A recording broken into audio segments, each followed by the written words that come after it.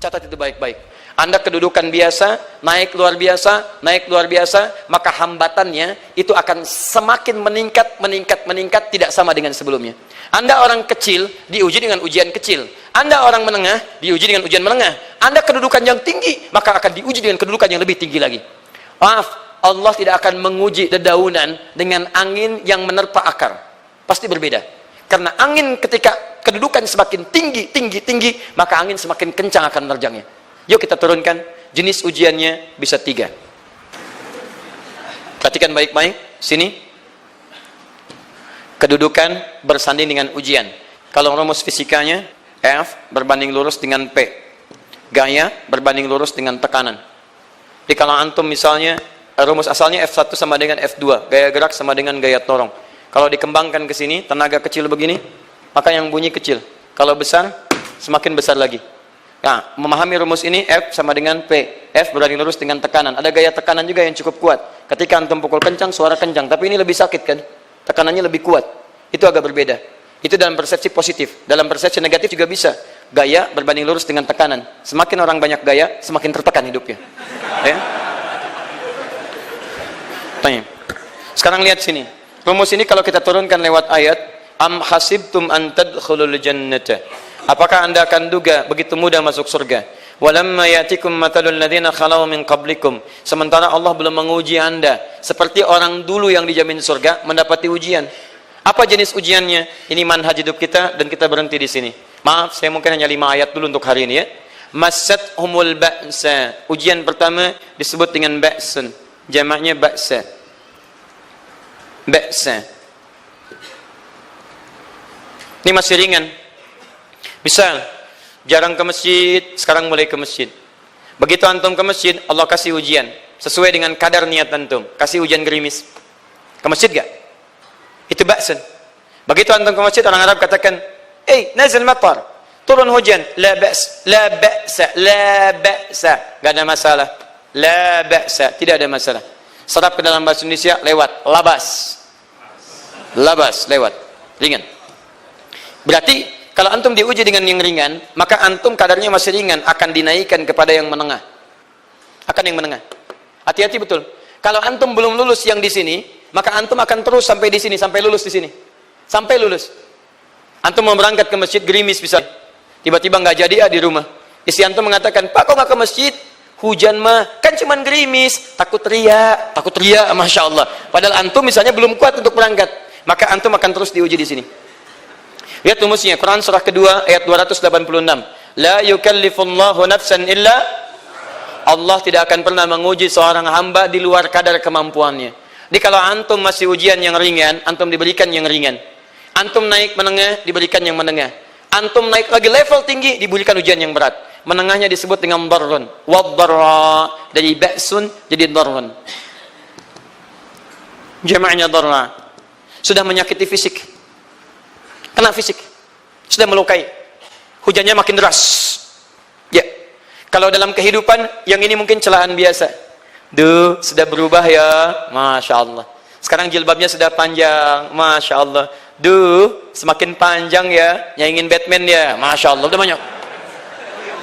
Begitu sudah mulai pakai cadar, ninja, oh Masya Allah. Dorra, sudah nggak enak ke fisik. Dorrun. Lihat rumusnya ya, lihat rumusnya baik-baik. Ini lebih menenangkan pada jiwa. Ketika anda dalam level-level seperti ini artinya Allah sedang menaikkan iman anda dalam level yang lebih tinggi lagi. Jadi ketika ada celaan menghunjam dalam lisan seseorang, sudah mulai menyakiti, itu sebetulnya pengakuan dari Allah lewat lisan orang itu, bahwa anda sedang diangkat keimanan pada tingkat yang lebih tinggi. Ada yang mengatakan, kamu kenapa sih pakai jilbab begitu? Yang biasa aja kali. Yang iman biasa sudah banyak. Saya ingin menampilkan keimanan yang luar biasa. Supaya dengan iman itu saya lebih mendoakan mama. Saya menampakkan amalan-amalan. Mudah-mudahan pahalanya bisa buat mama. Masuk dengan bahasa yang baik. Masya Allah. Jadi kalau antum bisa melawan hal-hal demikian dengan bahasa yang indah, itu nyaman kepada jiwa.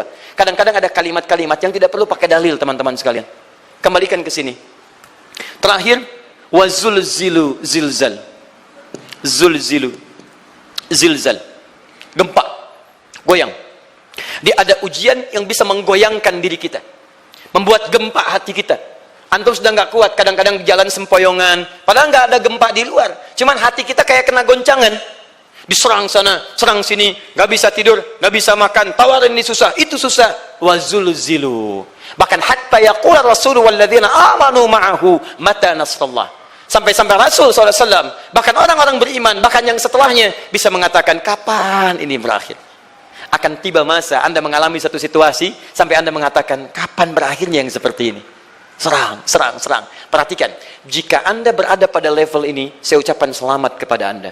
Karena Anda akan diangkat pada kedudukan yang tertinggi di antara sekian ujian yang ada. Zuzan. Artinya Allah akan naikkan Anda pada derajat yang tinggi. Karena hukum ujian tadi, la yukallifullahu nafsan illa wus'aha. Allah nggak akan menguji seorang hamba di luar batas kemampuannya. Jadi kalau Anda sudah dipandang oleh Allah siap menerima yang ini, maka Anda akan diberikan zilzal. Kalau Anda nggak mampu, Anda hanya akan diberikan darra atau ba'sun. Dimohon maaf, kalau di antara jamaah yang hadir saat ini, Anda merasa sedang punya masalah yang berat, membuat hati Anda goyah, saya ucapkan pada Anda, dari sekian hamba Allah yang ada di muka bumi, cuman Anda yang diberikan itu. Artinya Allah akan mengangkat derajat Anda. Ayo bahagia. Dan yakinlah, bukan orang lain yang dititipkan, Anda yang diberikan. Allah percaya pada Anda, kenapa Anda tidak yakin? Bukan orang lain. Jadi mustahil Allah memberikan ujian berat kalau Anda nggak sanggup. Karena cuma Anda yang sanggup, Anda yang dikasih. Makanya jangan mengeluh. Jangan katakan, ya Allah, kenapa saya, Allah? Why me? Kata Allah, why not? Kamu yang bisa. Yang lain tidak. Dan tanpa harus Anda menuliskan status. Memang cuma saya yang sanggup. Oh, Masya Allah. Gak usah. Sadari. Kalau bukan sayang, Allah itu punya sifat adil. Nggak mungkin menukar sesuatu di luar kadarnya. Antum tahu cicak? Halo? Jangan katakan wallahu alam, cicak. Cicak, baik. Bagaimana aktivitasnya? Merayap. Di mana? Dinding. Apa makanannya? Nyamuk. Nyamuk bagaimana aktivitasnya? Terbang. Pertanyaan saya, di mana keadilan Allah menjadikan makhluk yang merayap makanannya terbang? Kalau nyamuk masuk kategori pertama tadi, pintar dan tahu dirinya pintar, jadi mainan cicak. Cicak, ayo tangkap. Cicaknya cuma merayap, dianya terbang. Beruntungnya nggak ada nyamuk yang jenius. Tapi yang paling hebat, perhatikan bagaimana lisan orang tua kita menanamkan kalimat-kalimat untuk menanamkan tauhidullah subhanahu wa ta'ala. Cicak diam merayap. Perhatikan, yang Allah tuntut pada cicak, merayap kamu. Walaupun cuma diam-diam. Lihat baik-baik, diam merayap. Datang seekor, Masya Allah, ketika dia merayap, nyamuk datang. Lihat, bukan cicak mendatangi nyamuk, tapi nyamuk mendatangi cicak. Kalau cicak tidak merayap, mustahil nyamuknya datang. Allah hanya tunjukkan, kamu merayap ya, nyamuk datang. Sekalipun dia merayap, cuman diam-diam, nyamuknya datang. Jadi hukum Allah itu kalau dipatuhi, nikmat kehidupan. Cicak gak merayap, nyamuk gak datang. Cicak merayap, nyamuk datang. Datang seekor nyamuk. Setelah itu, silahkan. Jadi kalau kita teman-teman ikuti hukum Allah, mau berat, alhamdulillah. Mau ringan, alhamdulillah. Ya mau sedang, alhamdulillah. Begitu diangkat, artinya ada pengakuan dari Allah, iman kita akan diangkat. Cuman, bahasa Nabi Ya'qub alaihissalam kepada Yusuf alaihissalam, mesti ada persiapan dalam mengatasi itu semua. Tidak cukup hanya mendiamkan saja. Maka kata Nabi Ya'qub, jangan kisahkan dulu. Bikin dulu pemetaan-pemetaan untuk mudah mengatasi itu semua. Ini poinnya. Anda harus punya rencana. Maka Nabi Ya'qub menyiapkan, bekali dulu ini, siapkan itu. Kalau ambil ke aspek teori untuk kita sekarang, tafsir dari ini untuk menyelesaikan solusi di Quran surah ke-2 ayat 214 tadi, maka jawabannya ada di Quran surah ketiga ayat 142, paling kiri sebelah atas. Ini kanan sebelah bawah, ini kiri sebelah atas. Dan awal ayatnya dibuka dengan kalimat yang sama. Perhatikan, Al-Baqarah ayat 214 kalimatnya menggunakan am hasibtum an tadkhulul jannah. Ali Imran 142 am hasibtum an tadkhulul jannah. Yang Al-Baqarah itu ujiannya, walamma ya'tikum mathalul ladzina khalau min qablikum masathumul ba'sa wad-dharra wazulzilu. Yang Ali Imran itu solusinya. Am hasibtum an tadkhulul jannata walamma ya'lamillahu alladzina jahadu minkum wa ya'lamas sabirin. Saya tutup sampai sini dulu. Teman-teman perhatikan, walamma, sedangkan Allah ya'lamillahu alladzina jahadu minkum, belum melihat kesungguhan Anda untuk mengatasi berbagai persoalan kehidupan itu. Kalimat jahadu, akar katanya dari kata al-juhdu. Serius. Sungguh-sungguh. Jadi kalau persoalan Anda ingin segera selesai, Anda mesti serius.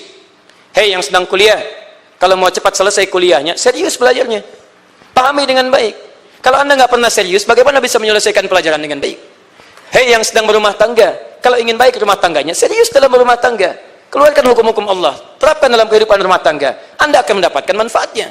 Hei yang sedang berbisnis, serius dengan pekerjaan. Karena hanya orang serius yang bisa menghasilkan kekayaan-kekayaan yang terbaik. Serius dalam ibadah, karena ibadah melahirkan keberkahan dengan kekayaan yang Anda dapatkan dari titipan Allah Subhanahu wa taala. Ayo serius. Al-juhdu dibagi 3 bagian. 1, serius dalam merencanakan, disebut ijtihad namanya. Bikin rencana. Misal, maaf, tadi dalam keluarga, kalau diambil kedudukan Yusuf alaihissalam, antum tempatkan itu pada porsi pertama sebagai target. Misal, Yusuf diberikan kedudukan oleh Allah. Bagaimana anak saya punya kedudukan walaupun tidak sama dengan Yusuf alaihissalam? Cari, rencanakan, buat pemetaan. Di masa depan anak saya mesti punya kedudukan. Apa? Kalau dalam kedokteran, kedudukan dokter yang terbaik. Kalau dalam bisnis, pengusaha yang terbaik. Misal, kalau dalam pemerintahan, jangan tanggung-tanggung, jadi presiden, jadi itu. Anda turunkan kemudian pendidikannya dari situ. Ijtihad direncanakan. Masuknya lewat sini, lewat sini, lewat sini, lewat sini. Seperti kemudian, maaf, Hannah dengan Imran, rahimahumullah, merencanakan hasil yang terbaik untuk Maryam. Bahkan sejak dalam kandungan. Quran surah ketiga Ali Imran, dari ayat 35 sampai 37. Paling kiri, pertengahan sampai bawah. Idh qalat imra'atu Imran rabbi inni nazartu, bahkan nazar ma fi batni muharrara, saya bernazar anak saya yang lahir ini akan punya kedudukan dekat dengan Allah Subhanahu wa taala. Di sejak bayi direncanakan mau jadi apa. Setelah itu apa? Jihad itu kesungguhan dalam mempraktekkan, mengaktualisasikan konsep yang sudah dibuat. Jangan sampai cuma berdoa tapi doanya tidak disandingkan dengan ikhtiar, nggak nyambung. Makanya ketika lahir ada jihad dengan doa. Falamma wada'at saqalat rabbi inni wada'tuha untha, ayat 36-nya. Wallahu a'lamu bima wada'at wa laysa dzakaru kal untha. Lihat, wa inni sammaituha Maryam wa inni wa'idhuha bika wa dzurriyyataha minasyaitonir rajim. Doa. Setelah berdoa apa? Teruskan. Bagian akhirnya ayat 37-nya. Maaf teman-teman, tidak cukup dengan doa. Karena Maryam masih dekat dengan Allah, punya kedudukan, dia mesti dirawat oleh orang yang paling saleh. Cari Nabi Zakaria, orang saleh. Mesti merawat. Tempatnya masih netral dari keburukan, bikin mihrab. Jadi tempat dibuatkan, orang soleh merawat, doa dipanjatkan, doa berbanding lurus dengan ikhtiar. Apa yang terjadi? Ayat 37-nya. Fataqabbalaha rabbuha biqabulin hasanin wa ambataha nabatan hasana. Maka Allah Subhanahu wa taala menerima usaha orang tua ini. Doanya diterima, ikhtiarnya diterima. Jadi kalau antum mengambil ayat tadi, diterapkan dalam kehidupan, rencanakan teman-teman sekalian. Anak mau sekolah di mana? Mau jadi apa? Turunkan ke bawahnya. Oh, dia mau jadi dokter yang hafal Quran, turunkan. Pendidikannya di sini sampai paling kecilnya. Siapa gurunya yang dekat dengan Allah? Sekolahnya yang menjauhkan dari hal-hal keburukan. Sampai satpamnya soleh, security-nya soleh, koperasinya orang-orang soleh, gurunya orang-orang soleh. Hadirkan. Kalau ikhtiarnya sudah nyambung dengan doa, maka fataqabbalallah. Taqabbalaha rabbuha. Diterima Maryam, antum diterima. Jadi kadang-kadang yang nggak nyambung nih begini, doanya nggak nyambung dengan ikhtiar, itu masalahnya. Ya Allah mohon ya Rabb, jadikan anak saya rajin sholat, hafal Al-Quran, tapi ditempatkan di sekolah yang tidak pernah mengajarkan sholat, nggak nyambung. Ditempatkan di tempat yang tidak pernah mengajarkan Quran, tidak nyambung. Nggak ada kesamaan di situ. Maka Nabi Ya'qub alaihissalam memberikan gambaran kepada anaknya, nak, kamu akan punya kedudukan begini, hati-hati, setiap ada kedudukan akan ada rintangan, kamu harus punya rencana untuk merencanakan solusi-solusi terbaik untuk itu. Kemudian yang terakhir, ini yang paling hebat, mujahadah, perjuangan melawan emosi. Karena tidak sedikit tantangan itu, maaf, yang berat itu bukan menghadapi fisiknya, tapi menghadapi diri kita sendiri. Mau ke masjid, malas, itu yang susah dihadapi dibandingkan dengan hujan. Hujan ada payung, malas mau pakai apa? Maaf, menurun, semangat turun, malas datang, kecewa datang, pesimis datang, lawan, namanya mujahadah. Gabungkan ketiganya, isi dengan sabar. Wa ya'lamus sabirin.